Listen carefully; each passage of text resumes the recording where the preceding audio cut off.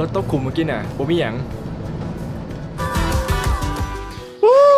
จังได้แค่ห้ำคนรอใครละล่าก็ได้บ่มีหามเอาเห็น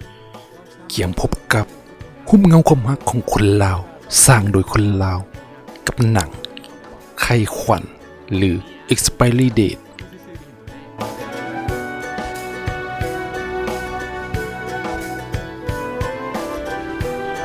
ไข้ขวัญเป็นหุ้มเงาประเภทความหัก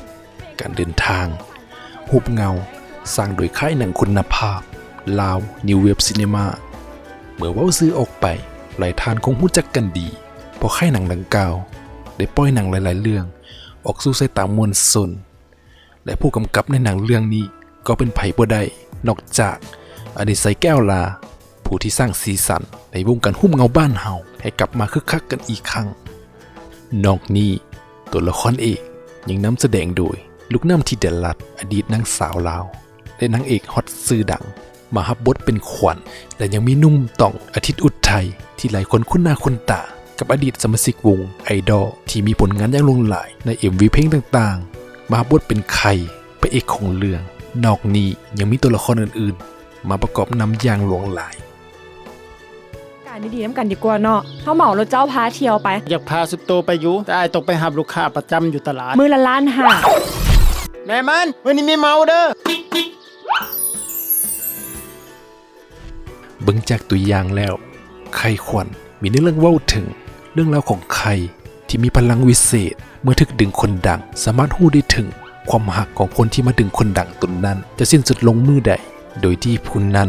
บ่สามารถหลุดพ้นออกจากเหตุการณ์ครั้งนี้ได้เราก่อนที่หักดึงคนดังให้เขาได้บ่จนกระทั่งวันหนึ่ง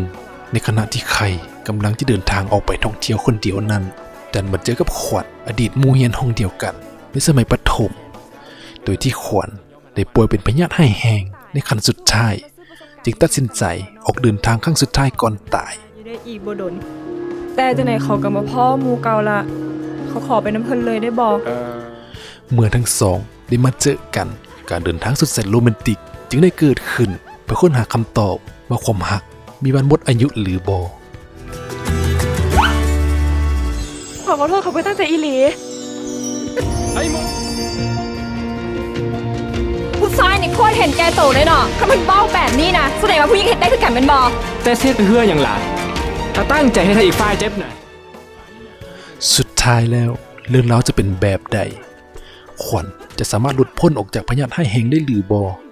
เรื่องนี้หับห้องโรแมนติกและได้เห็นสถานที่ท่องเที่ยวงามๆภายในประเทศลาวที่ท่านยังบ่เคยไปสัมผัสอย่างแน่นอนอย่าพลาดความค้นหาคำตอบและสนับสนุนหนังของคนลาวได้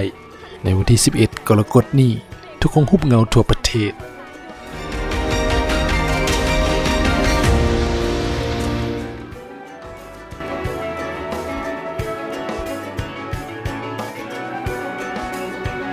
อย่าลืมกดไลค์กดแชร์กด Subscribe เพื่อเป็นกำลังใจและติดตามคลิปใหม่ๆจากพวกเราด้วย